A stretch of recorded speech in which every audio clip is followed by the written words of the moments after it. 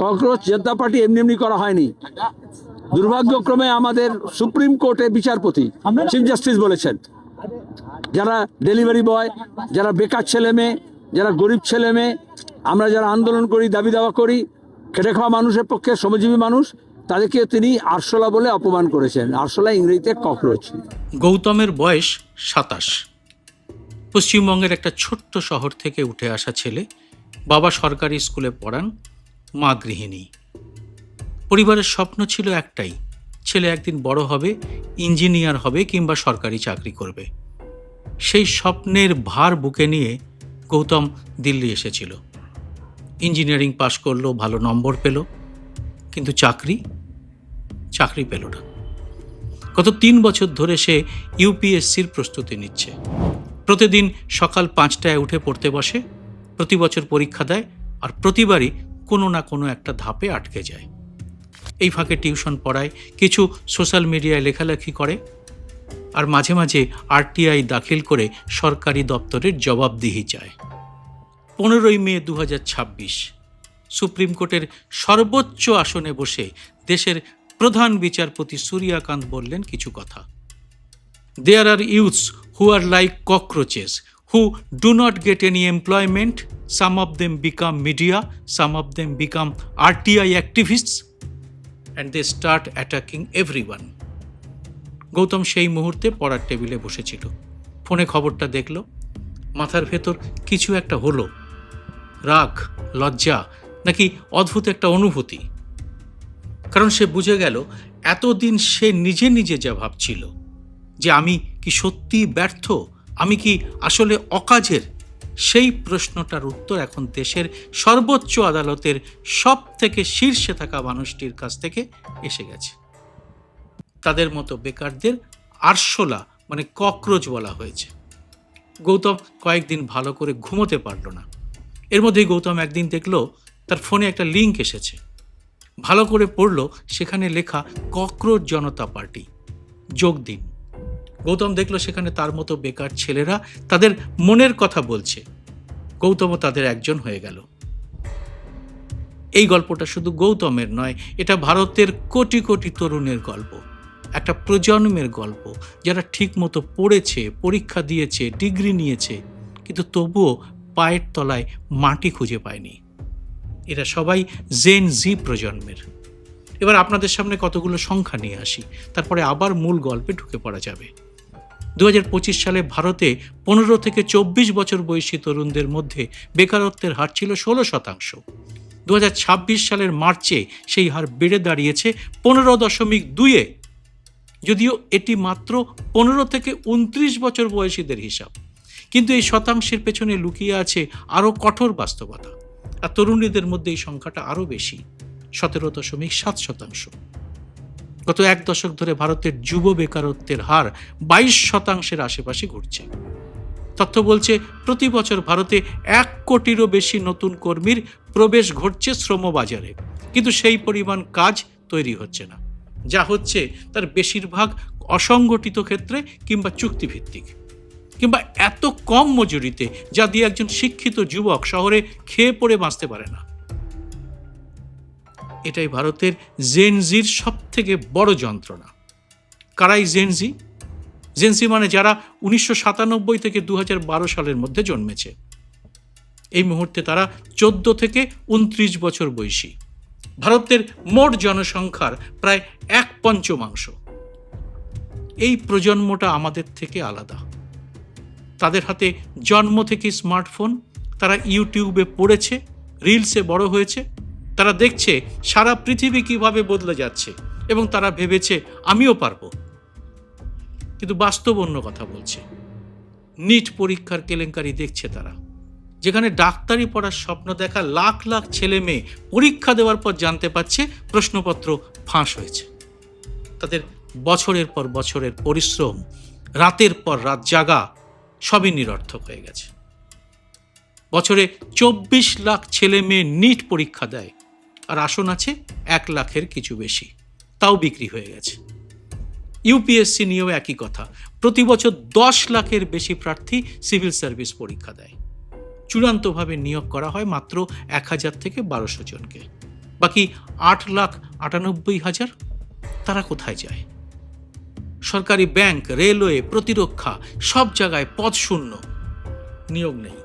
অগ্নিবীর প্রকল্পের ঘোষণায় সেনাবাহিনীতে শুধু 4 বছরের চাকরি, এরপর না পেনশন না অন্য কিছু। তারা এসে দাঁড়াচ্ছেন রাস্তায়। এই হতাশা, এই ক্ষোভ, এই জমে ওঠা অপ্রাপ্তি, এগুলো কোথায় থাকে? এই প্রজন্মের ভেতরে তা জমা হতে থাকে। এবার আসুন ককরোচ মানে আরশোলার গল্পে।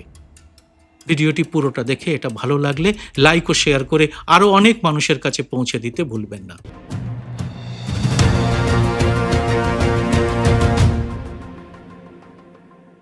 নমস্কার, সবাইকে স্বাগত। আমি সুব্রত বসু। 15ই মে 2026, নয়াদিল্লি। সুপ্রিম কোর্টের একটি মামলার শুনানি চলছিল।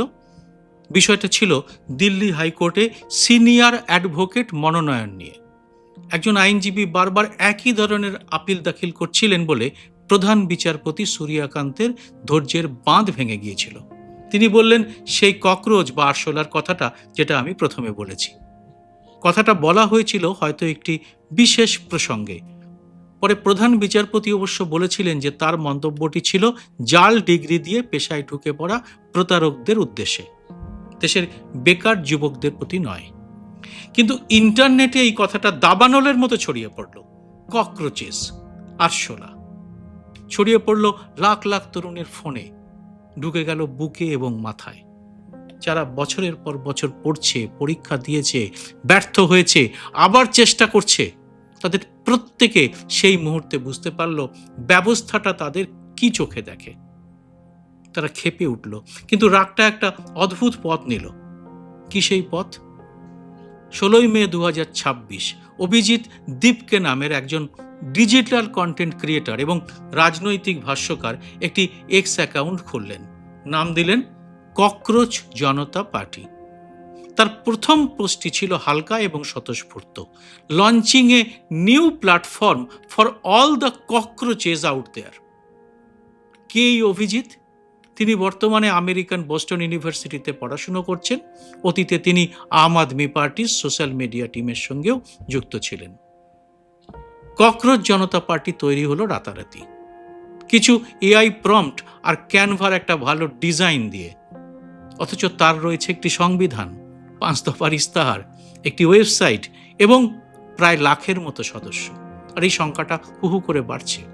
দলের ওয়েবসাইটে নিজেদের পরিচয় দেওয়া হয়েছে এভাবে, voice of the lazy and unemployed, এবং সংগঠনের বিবরণে লেখা রয়েছে a political party for the people, the system forgot to count. 5টি দাবি, 0 স্পন্সর, একটি বড় একগুঁয়ে ঝাঁক। এর মধ্যে এমন কিছু আছে যা আসলে রাজনৈতিক ব্যঙ্গের বাইরে সত্যিকারের দাবি। ইস্তাহারে বলা হয়েছে কোনো প্রধান বিচারপতিকে অবসরের পর রাজ্যসভায় পাঠানো যাবে না পুরস্কার হিসেবে। বৈধ ভোট মুছে দিলে নির্বাচন কমিশনারকে ইউএপিএতে গ্রেপ্তার করতে হবে, কারণ নাগরিকের ভোটাধিকার কেড়ে নেওয়া সন্ত্রাসের চেয়ে কম নয়। সংসদ এবং মন্ত্রিসভায় মহিলাদের জন্য 50% সংরক্ষণ, 33% নয়। রাজনীতিবিদদের দলবদলের উপর 20 বছরের নিষেধাজ্ঞা, এবং আম্বানি আদানিদের মালিকানাধীন সব মিডিয়া হাউসের লাইসেন্স বাতিল।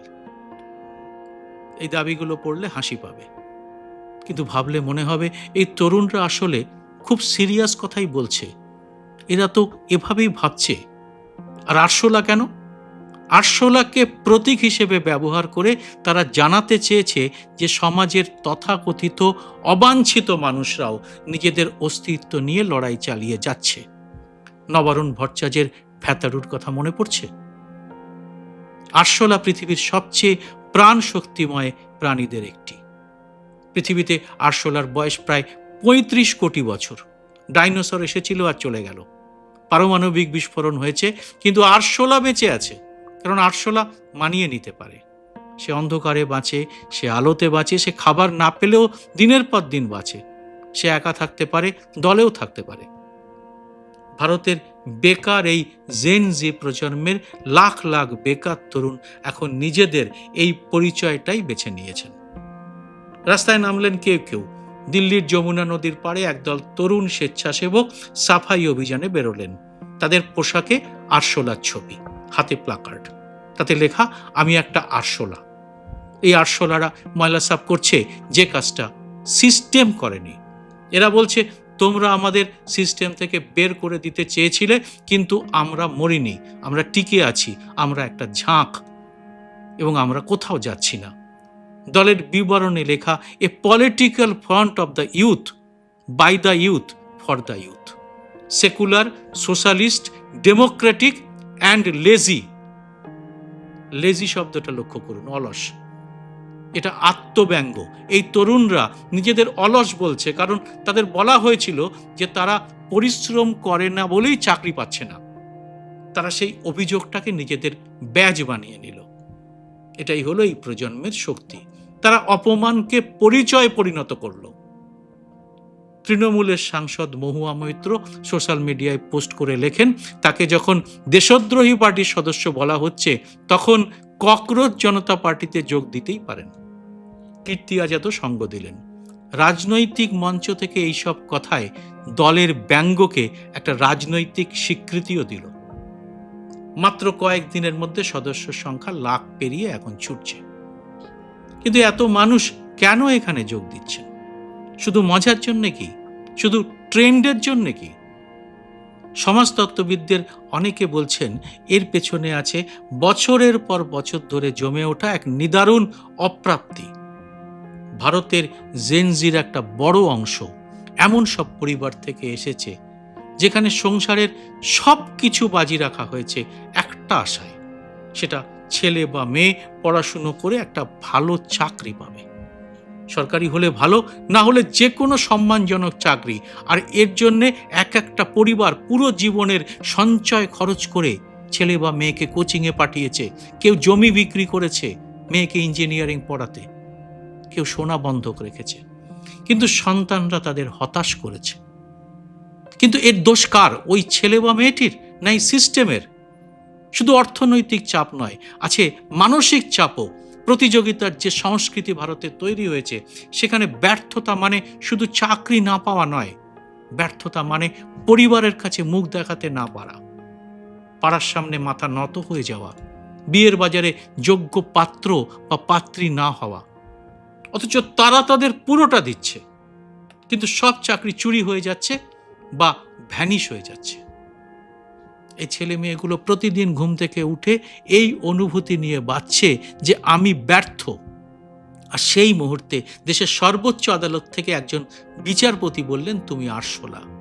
ককরোচ জনতা পার্টিকে কি নিছক ইন্টারনেটের হুজুগ বলে উড়িয়ে দেওয়া খুব সহজ? কারণ সত্যিই তো এভাবে কোনো রাজনৈতিক দল তো হয় না। কিন্তু সেটা কি করা যাচ্ছে বা করা উচিত? এই আন্দোলন আসলে একটা আয়না। সেই আয়নায় প্রতিফলিত হচ্ছে ভারতের একটা গভীর সংকট।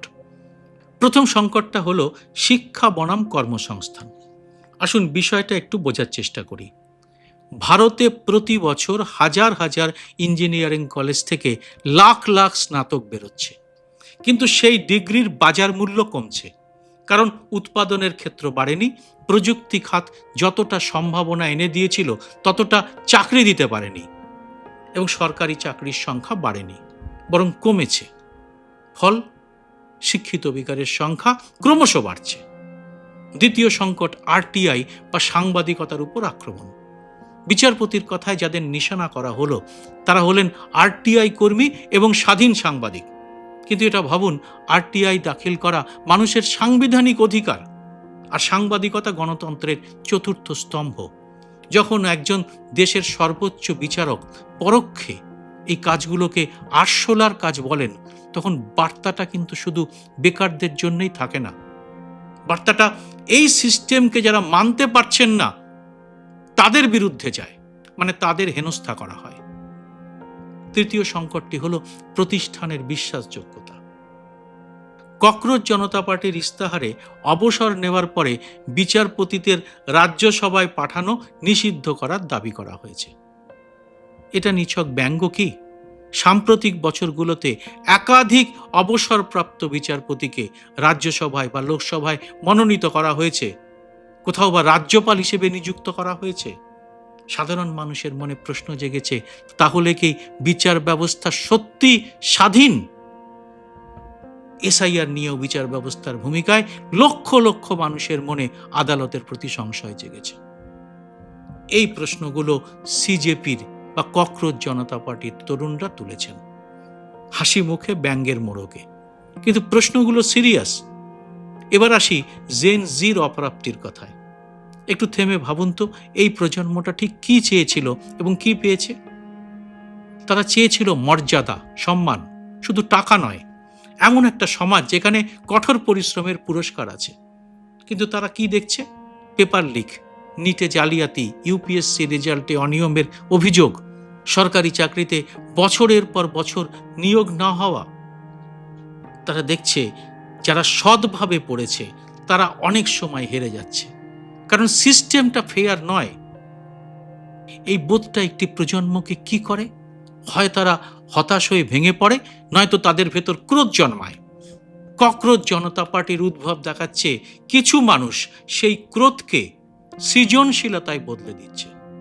এই প্রজন্ম সোশ্যাল মিডিয়ায় বড় হয়েছে, তারা জানে কিভাবে বার্তা ছড়াতে হয়, তারা জানে হিউমার দিয়ে রাজনীতি করা যায় না, তারা ভালোই জানে অবসাদকে এইভাবে গণ আন্দোলনে পরিণত করা যায় না। কিন্তু তারা প্রশ্নটা রাখতে চায়, আর তাই তারা এভাবেই এই কাজ করছে। কিন্তু এতে কি কিছু বদলাবে? এর সমালোচকরা বলছেন এটি আসলে একটি বিরোধী রাজনৈতিক শক্তির সুচিন্তিত কৌশল। এর প্রতিষ্ঠাতার আপের সঙ্গে সম্পর্ক ছিল, এটা লুকোনো নয়। দলের 5 দফা দাবির অধিকাংশেরই লক্ষ্য একটি নির্দিষ্ট রাজনৈতিক প্রতিষ্ঠানকে। কিন্তু এটা কি এই আন্দোলনের আবেদনকে মিথ্যে করে দেয়? কারণ এতে যারা যোগ দিচ্ছেন, আমার আপনার সব ঘরের ছেলেমেয়েরা, তারা কিন্তু সবাই আপের সমর্থক নয়। তারা যোগ দিয়েছে কারণ তারা ক্লান্ত পরীক্ষা দিতে দিতে, ক্লান্ত অপেক্ষা করতে করতে, ক্লান্ত অদৃশ্য থাকতে থাকতে। ইতিহাস বলে ব্যঙ্গ অনেক সময় সত্যিকারের পরিবর্তনের আগে আসে। ফরাসি বিপ্লবের আগে ভল্টেয়ার ছিলেন, আমেরিকার স্বাধীনতা আন্দোলনে পামফ্লেট ছিল। ককরোচ জনতা পার্টিকে হয়তো কয়েক মাস পরেই মানুষ ভুলে যাবে, কারণ আগেই বলেছি এভাবে কোনো রাজনৈতিক দল হয় না। কিন্তু তাদের কথা অন্য রাজনৈতিক দলগুলির, বিশেষ করে বিরোধী দলগুলির সিরিয়াসলি এবং গভীর সহানুভূতির সঙ্গে কি ভাবা উচিত নয়? এর জবাব দেবেন আপনারা কমেন্ট বক্সে। জয় হিন্দ, সত্যমেব জয়তে। স্বাধীন সাংবাদিকতার পাশে দাঁড়াতে এবং আমার প্রতিটি ভিডিও সবার আগে পেতে মাসে মাত্র 59 টাকা দিয়ে চ্যানেলের মেম্বারশিপ নিতে পারেন। চ্যানেলটি খুলে জয়েন শব্দটিতে ক্লিক করে যে কোনো দেশ থেকেই খুব সহজেই এ কাজ করা যায়। চ্যানেলটি ভালো না লাগলে সহজে মেম্বারশিপ ছেড়েও দিতে পারবেন। যারা এর মধ্যেই মেম্বারশিপ নিয়েছেন তাদের অনেক অনেক ধন্যবাদ। আপনাদের জন্য আলাদা করে ভিডিও তৈরির কাজও খুব শীঘ্রই শুরু করা হবে।